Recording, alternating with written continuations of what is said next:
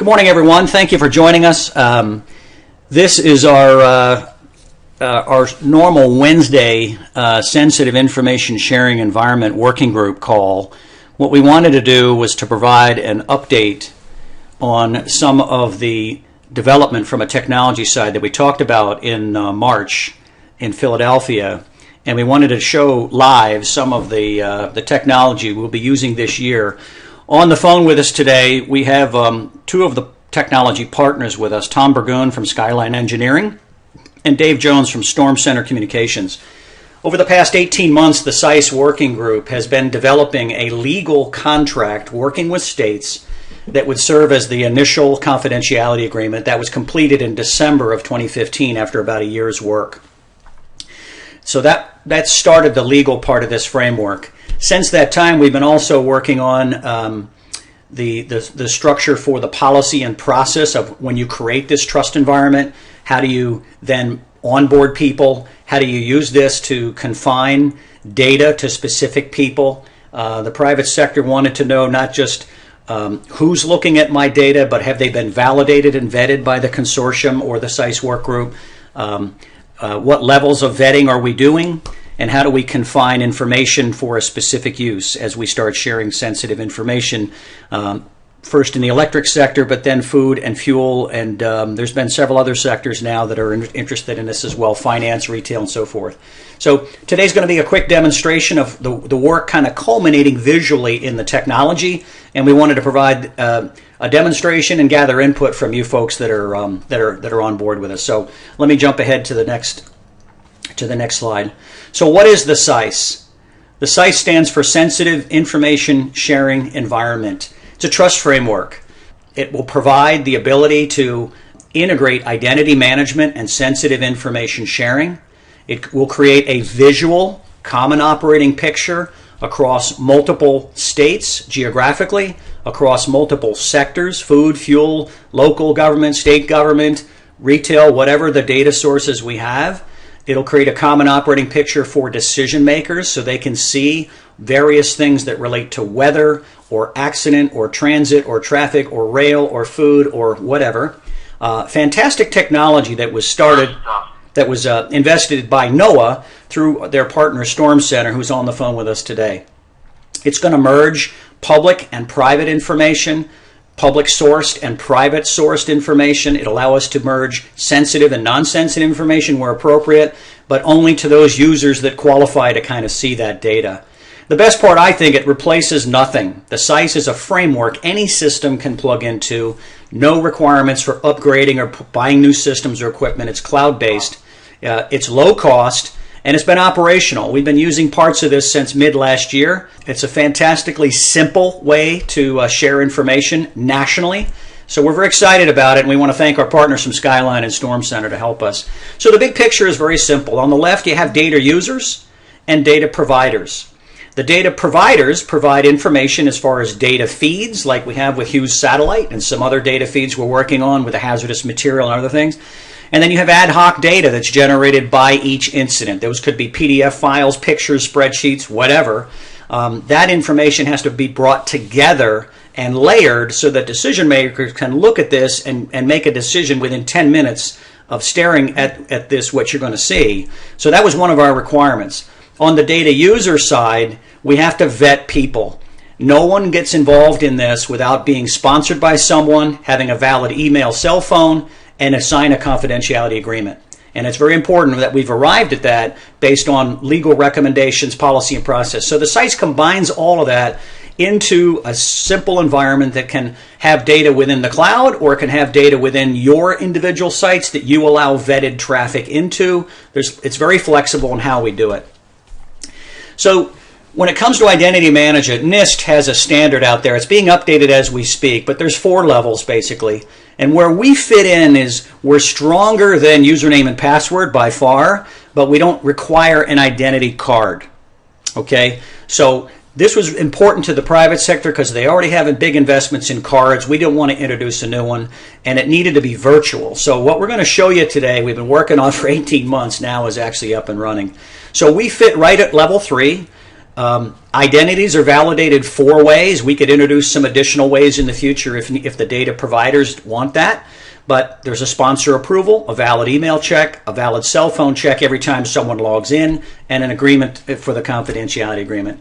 So working with Skyline, we've put together a roadmap. I'll send you this presentation after the call. You'll be able to look at this. But we kind of mapped out based on what the private sector needed so that we could, build the legal process, or legal and the process into a technology. So the process, very simple, looks like this. It starts with identity vetting. Okay, we use an online application. A sponsor is given an email. That sponsor can approve or disapprove.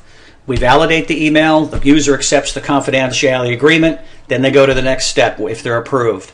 Once they're approved, they create their password. They enter their cell phone. They receive a text on their phone. They enter the code, and the account is created. From then on, they log in. They go to the site to log in, email, valid password.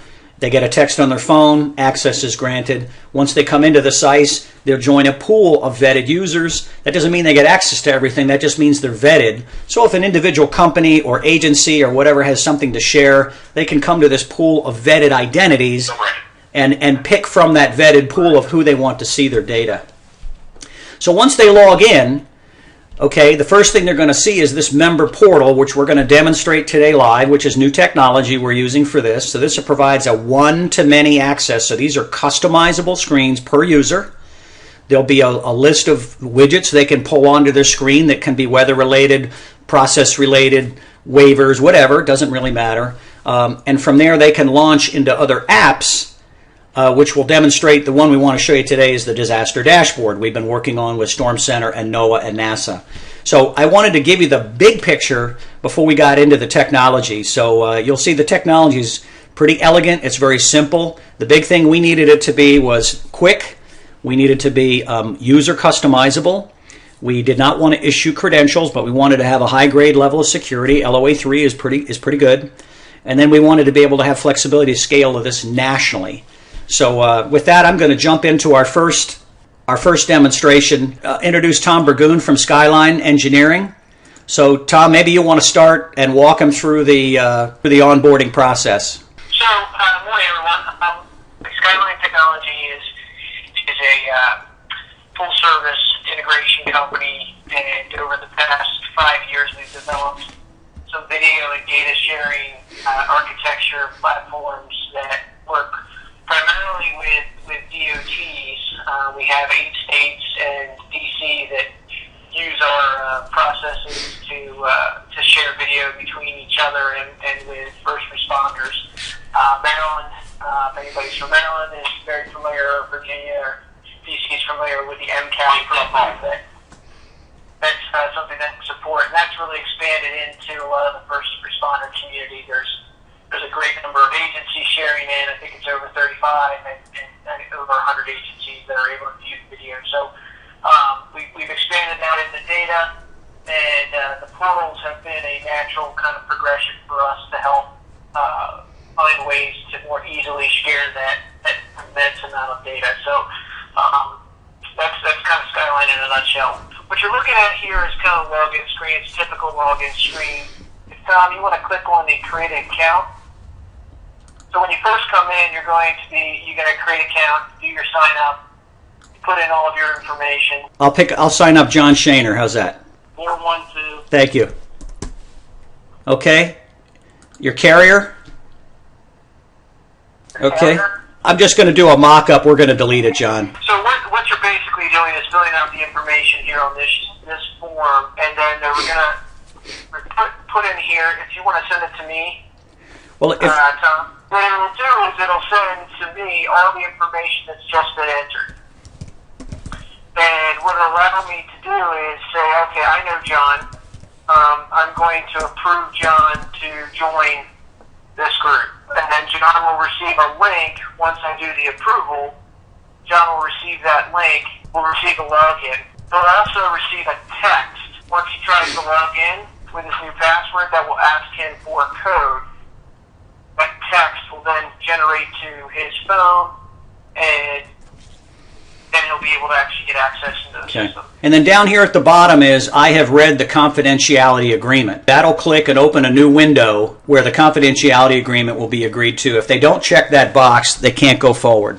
So we wanted to make this really simple. So the only time we vet anybody is when they've agreed to the confidentiality agreement. So I'll check OK, then I hit submit. Go ahead, Tom. I'll turn it back over to you.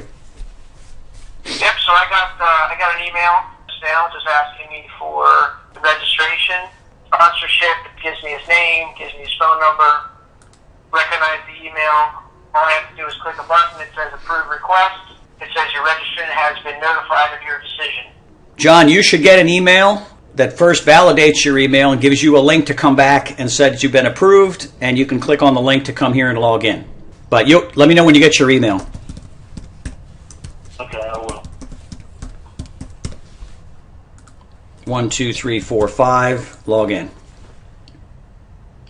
Now we want to authenticate. Every time a user logs in, we want to authenticate their cell phone. So John, you should have a text come through in about 30 seconds with a 6-digit validation code. Okay, it's 345972. This happens every time somebody logs in because we want to validate, and now they're in. So what you just saw was a technology version of the process and policy that a lot of you on the SISE work group have been working on for 18 months. Now we're on the SISE portal. This is a member-only portal. Everybody that comes here has gone through that vetted process, and every time they log in, that cell phone is revalidated. We could tie that to other credentials if we needed to, but for now we wanted to stay here. Yeah, so really what this is kind of developed into is more of a dashboard portal type of approach. So a lot of times we've developed the map-based stuff, or we've developed, we throw a lot of data layers on there with geolocations. It's very useful. We've obviously included that on the upper left-hand side here, and it allows you, if you click on one of those icons, Tom, if you want to click on one of the cameras,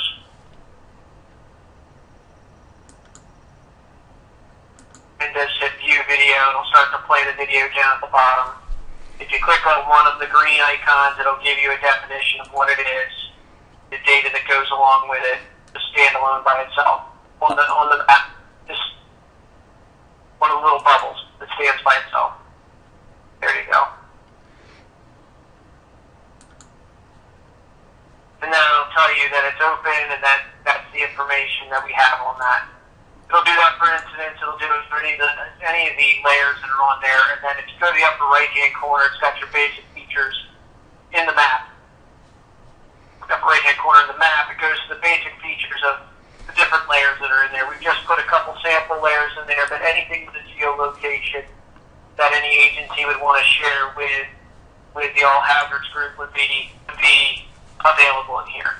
So it's all based on geolocation. Now, if you go down and go to the pavement temperatures down below, and then just click on one of those, the map will recenter you, bringing you up to where that sensor is, and then show you the data.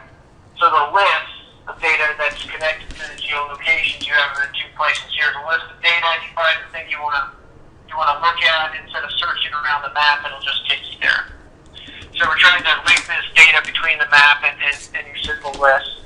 We also have other data in here, like in the top screen you can see weather. We have links to other locations. If you go in the top right-hand corner of the page, right-hand corner, if you click on the blue link there, the member directory, we can throw things in here like PDF, so it doesn't have to be. So what you'll get is you'll get a PDF that shows up.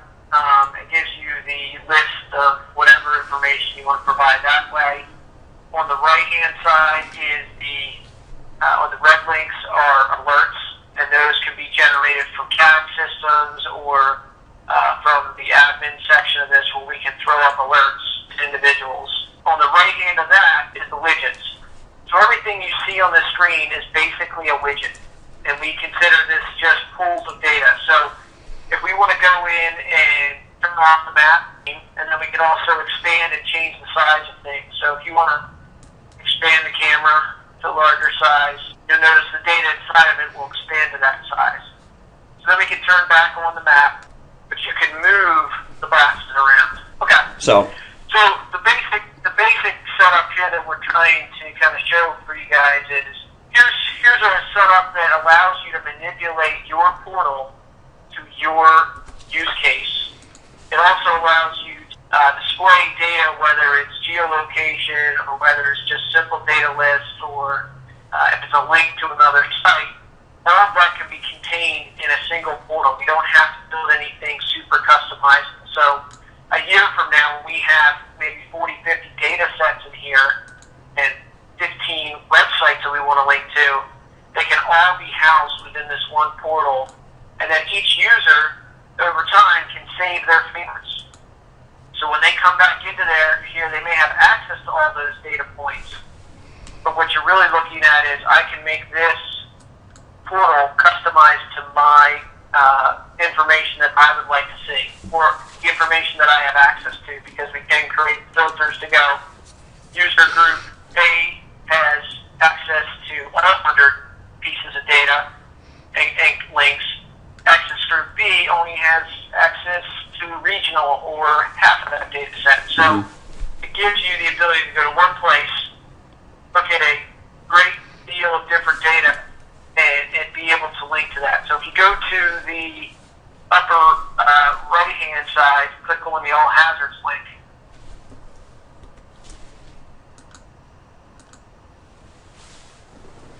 That'll take you to that website. So it's just a simple link into that website. Yeah, so there may be direct links to the EEI portal, the SEE site, the RMAG sites. There may be links to FEMA or DOE special information. We want to be able to link from here out to public sites that maybe don't require security or vetting, and also to sites that do require vetting. This gives us the ability to do both, which is a key function as this begins to expand. Correct. So all the data that we're receiving into these geolocations is data that we would want to link from other systems. So we don't want to replace systems. We don't want to forklift a particular type of way of doing things for any of the source agencies. What we want to do is be able to say, all right, give us access to your current data. So we'll work with those agencies to be able to pull their system and give us updates. So when we're looking at new temperatures on the sensors, or we're looking at new incidents, or we're looking at new sets of data, we can pull on a periodic basis so that the user is going to get updated data throughout. So that's kind of the new architecture most sites are kind of using, is pulling out other data sources. And we've done that extensively for most of our DOT and first responder clients. You know, there's some basic formats. There's RSS feeds, XML, API feeds, and then we've also incorporated some really neat stuff with the AVL systems. We've created the ability to link to other AVL systems, clean up their data, and present that back to a single map. So if you're looking at locations of vehicles, if you're looking at locations of responders, those types of things, anything that creates an AVL system or AVL signal could be shared back into this, so you can see the locations of each other's assets. So it gives you that more shared view. So I think another thing we're looking at as we continue to work with the states, their state DOTs have all kinds of information from really Maine to Florida on the East Coast for road information. So this could become critical for storms and outages and road closures and things like that. We're just getting a snapshot into it now, but I think working, Tom, with you and your customers and some of the state DOTs in the I-95 Corridor Coalition, that's information we probably will be able to tap into, correct? Yeah, correct. We currently work with Maryland, Pennsylvania, West Virginia, Virginia, South Carolina, and Delaware has been working with Maryland.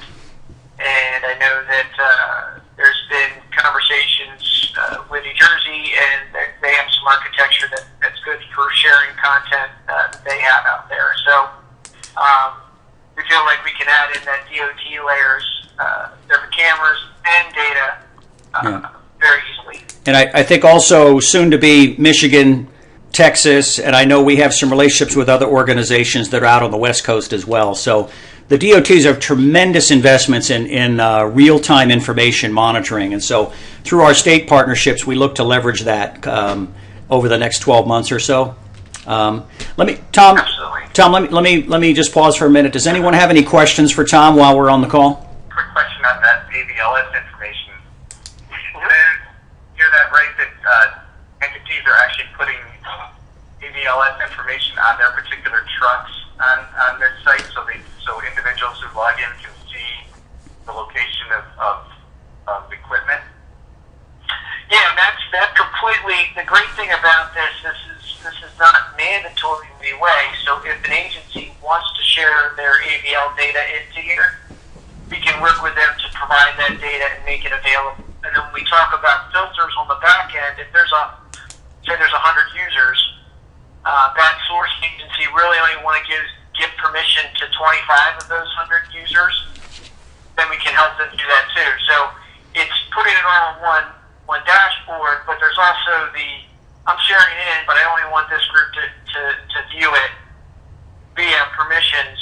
So, that really becomes the key to it, is that it doesn't always have to be an all-to-all setup, but yes, AVL data is becoming much more real-time and usable in the DOT world and first responder world.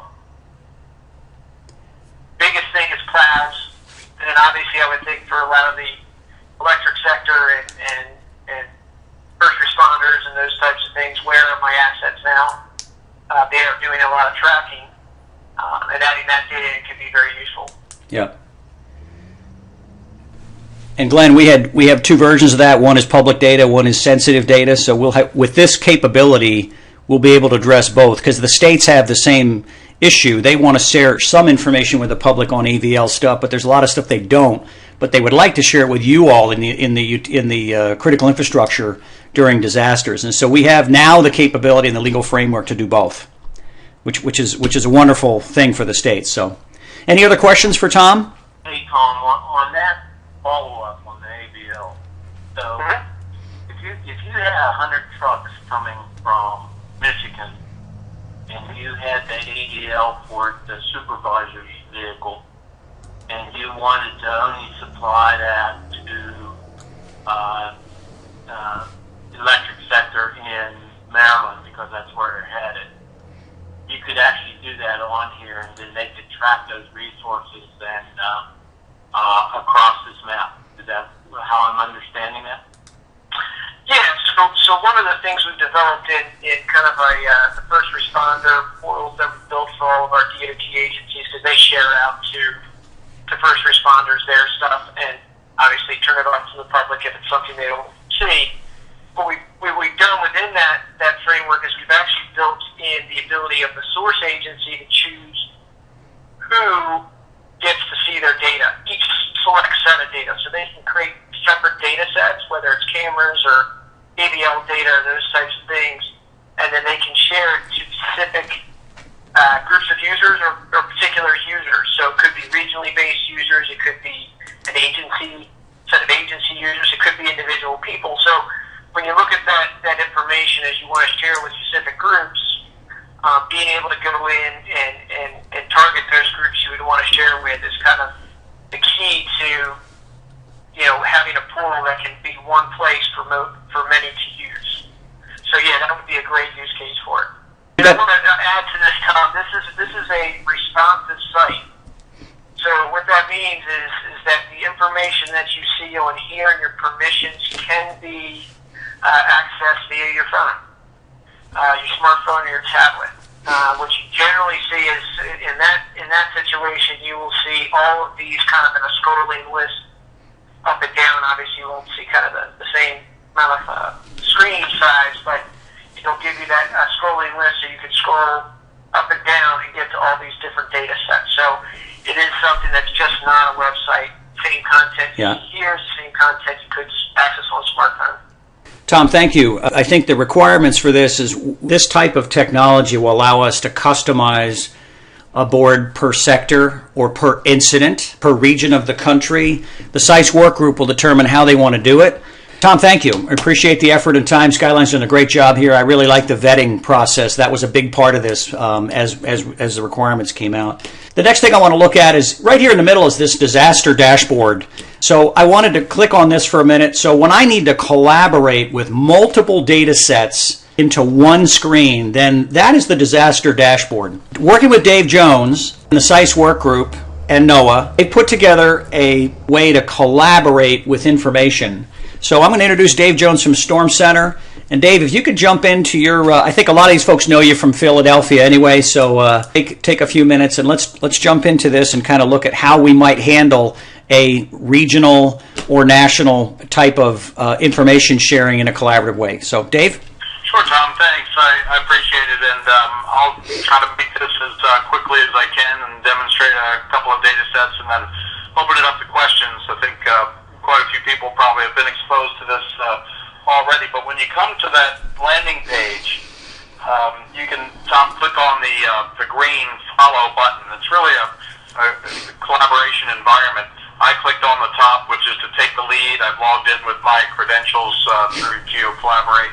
And what loads up when you first click on follow is just a standard map, an Esri JavaScript map. You can move around that map and do whatever you want. Nothing really happens in the collaboration environment until you actually turn GeoCollaborate on. And so as Tom clicks on the on button, what happens is the map will then sync to my map as a subject matter expert and as a leader. And what will happen there is it will load any data sets that I have loaded into my collaboration environment. So you can see it's turned on now on the webinar, and what you're looking at is Tom's screen. I'm actually here just 3 miles west of BWI Airport. I'm not controlling that screen other than that I have leadership credentials through my web map. And as a matter of fact, any of you can open up a new tab as well and connect to this by typing in frwg.geocollaborate.com and then clicking on the follow button. So you'd be able to follow with me in real time through the geospatial collaborative environment and not the webinar. So as Tom clicked on that, what happened was it loaded up a couple of data sets, and those data sets are now displayed on the map itself. I'll go ahead and turn off those dots that were storm reports, and I can turn those back on in just a second. But just to show you that I have control over many data sets that can be displayed and control over the map. So, for example, if I want to zoom down here into the Alabama, Mississippi Gulf Coast area, just to take a look and see if there are any active Weather Service watches or warnings going on, then Tom's map and everybody else's map who are following will be following me in real time. And for those of you who clicked on the green follow button, if you went to the web location, you do have to turn GeoCollaborate on in the upper left-hand corner by clicking that on-off switch. You also, Tom, have control of the base map. Anybody can change the base map that's displayed. So, Tom, if you click on that left arrow on the left-hand side of the screen, and then click on base map, and then the third base map down, which is satellite, you can click on that just to show that you have total capability of changing the base map to whatever base map you'd like. If you want one to highlight highways, there's a highways one.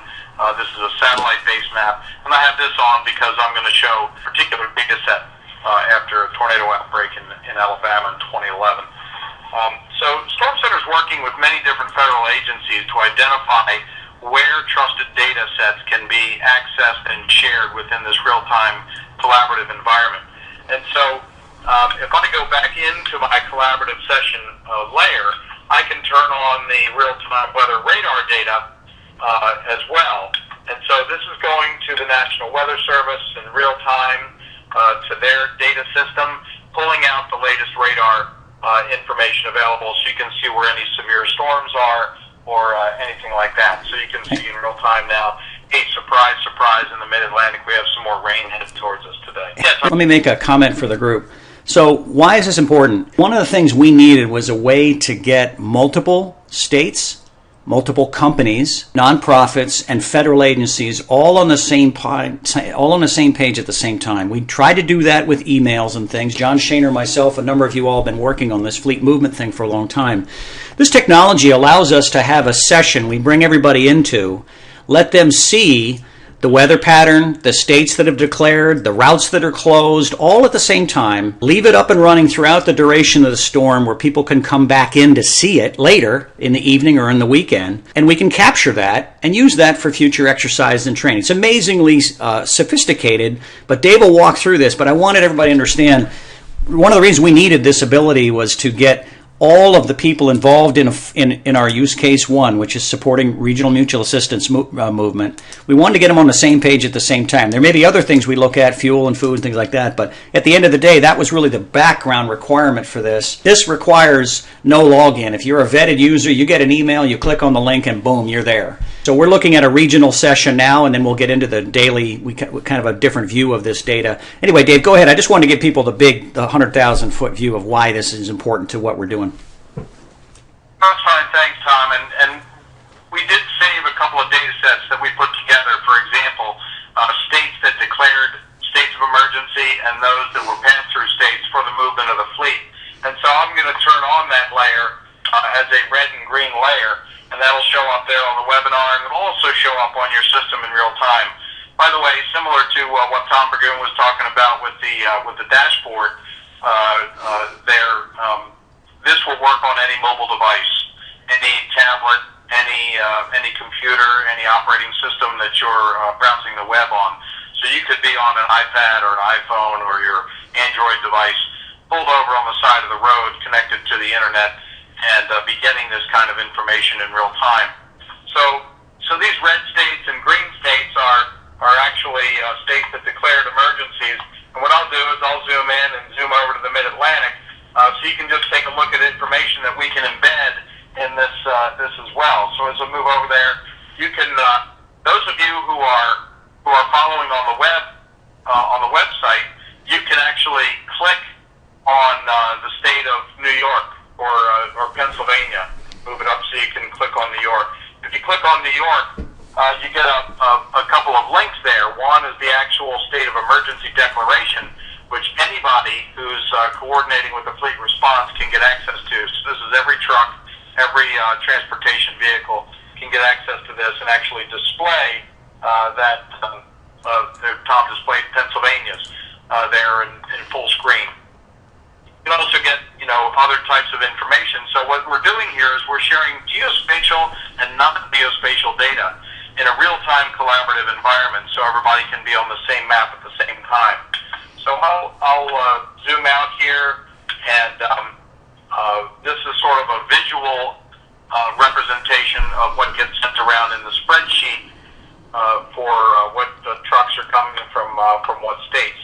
We can also go in currently to draw any line. For example, if there was a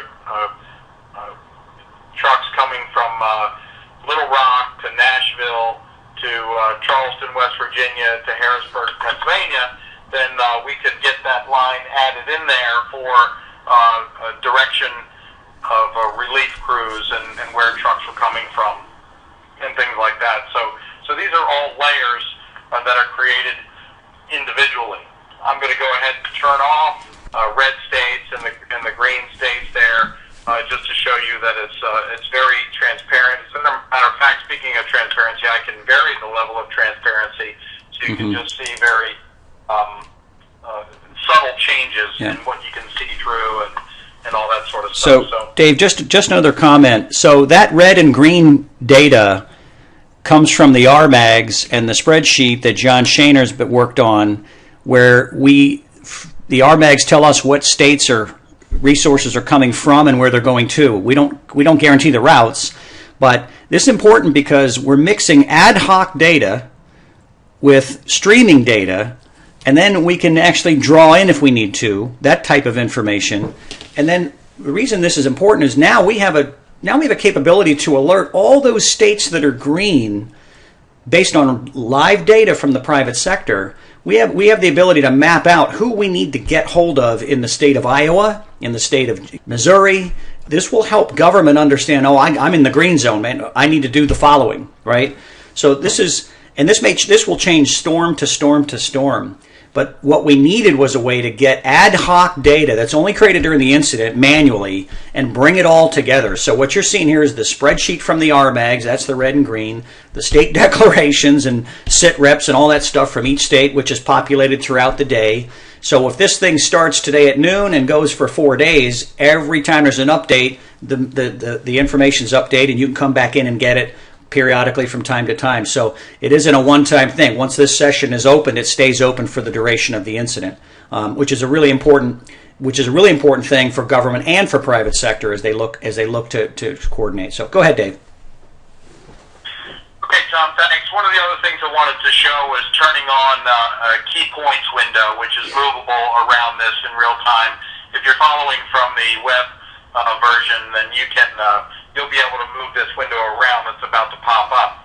So I just turned on the key points window. That pops up in the middle of the screen. Tom, you can move that anywhere you want by dragging the top part of the menu over and place it anywhere else. But you can see that pieces of information that are critical to decision making for developing situations could be added into this, and it could be added in real time. For example, I'll go in and just show you how fast it is.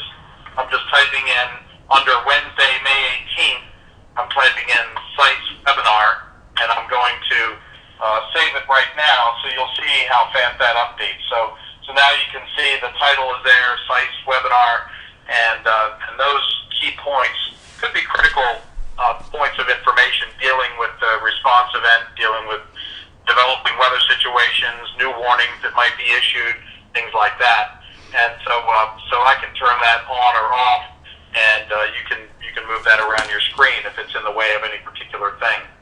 So I'll just leave that on just for a moment and go back into my layers, because I wanted to turn off the red and green states and go into something that we're working on with some other federal agencies that could be of benefit. I'm going to zoom down here into Alabama. As you know, there was a big tornado outbreak there in 2011.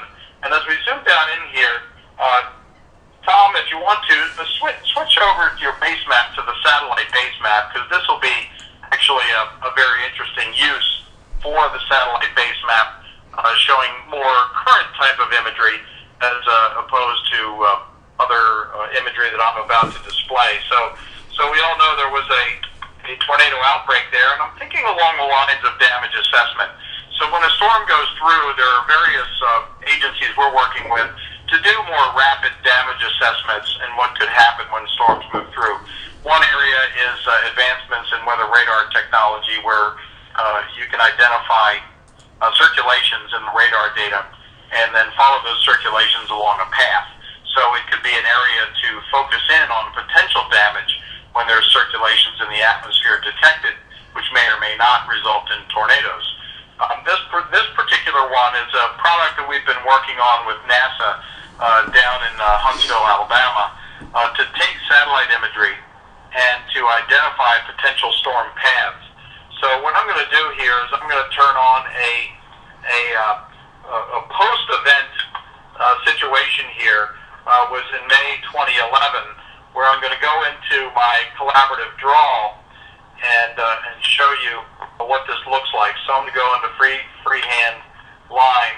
You can see in this area right here, this area is surrounded by the red dashed line, which will show up there on your system and in the webinar, is actually a tornado path that was carved out by an EF3 to EF4 tornado that went right through the middle of Tuscaloosa, Alabama.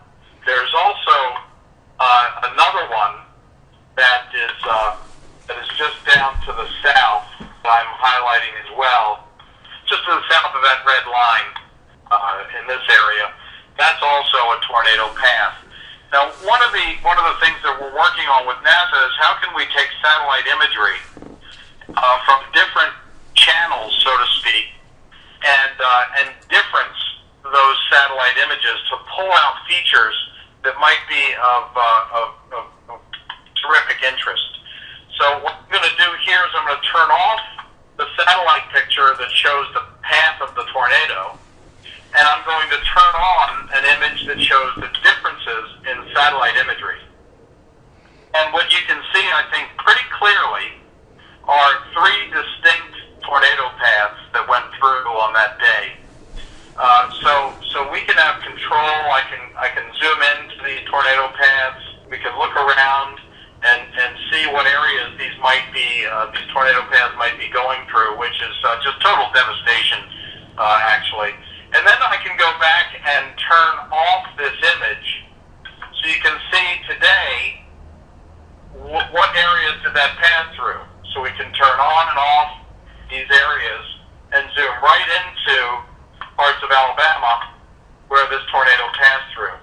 So I'm going to do that one more time. I'll zoom closer, and I'm going to turn on this path, which is not as high resolution as the underlying imagery that we have, but you can see that whole white strip is where the tornado went.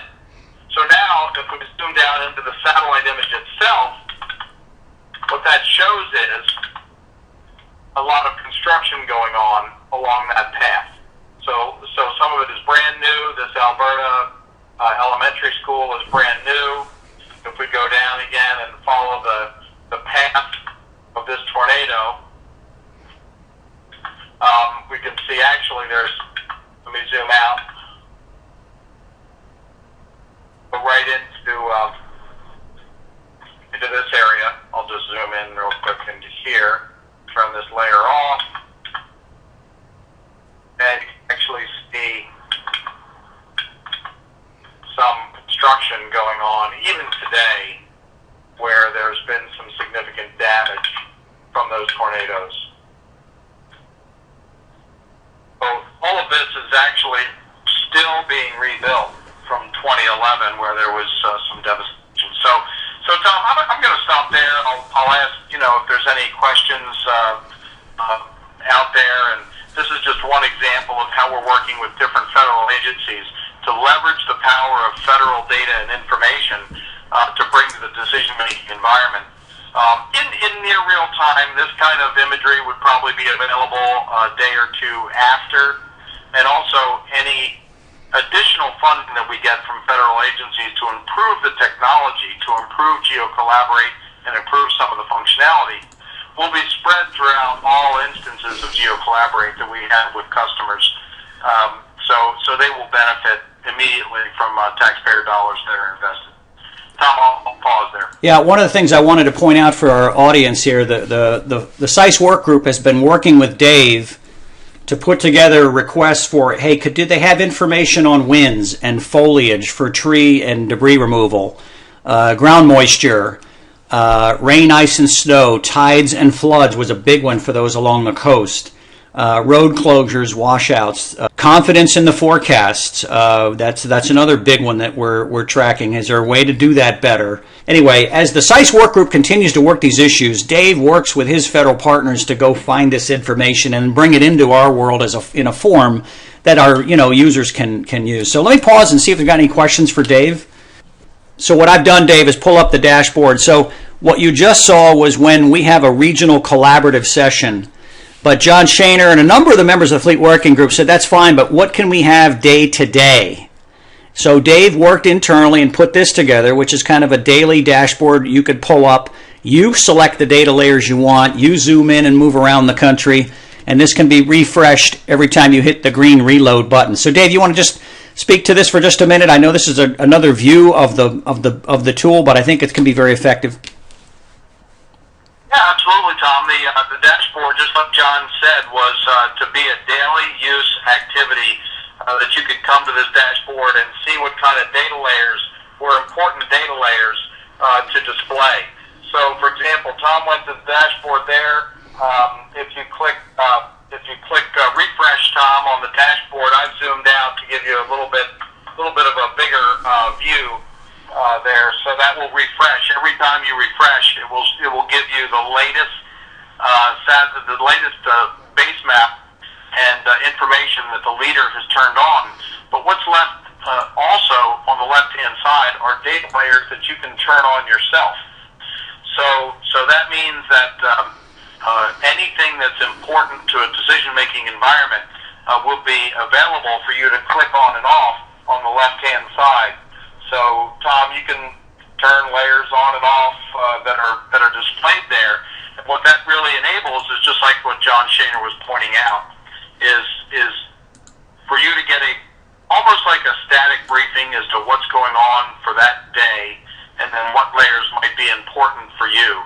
It doesn't make sense to have them all turned on, but it does make sense to have various layers that are relevant available for you to turn on and turn off.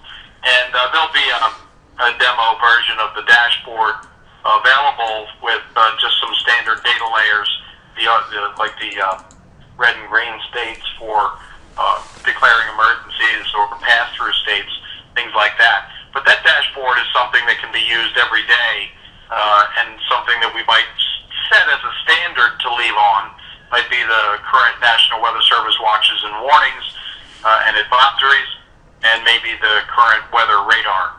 So every time you go to it, that's the latest thing that would appear that's real time in its updates with other data layers that you can display on the left-hand side. And again, this works on mobile devices as well. Also, the key points is something that can be updated on a regular basis. So, Tom, is that good? We can take any questions if anybody has them on the dashboard itself. Any questions on this? So this was kind of a day-to-day capability that the fleet working group folks said they wanted to have. So this has all the capability of the larger collaborative session tool, but it's just put down into a smaller day-to-day thing people can have running on their desktop all the time if they want, or their cell phone or whatever. So this can be pushed to mobile phones, truckers, this can be pushed to contractors, this can be pushed anywhere, which is a nice capability. So we're really happy about that. So, John, I know you're on. I think maybe some other people wanted to comment here before we sign off from the SISE work group. Do you have any comments you want to add to this before we drop? No, the whole purpose of the day-to-day dashboard is, as many of us do, we come in the morning to our office. There's certain things we look at to get a status update. There's companies that put out previous 24 hours activity, and if you take this and you take what else you use to kind of focus on and move forward through the day, we thought this would be a good way of exercising this site on a routine basis and knowing that this is where you go during a catastrophic event or anything in between a blue sky or catastrophic event. So I think this could be very beneficial. We need input from the private sector to improve it.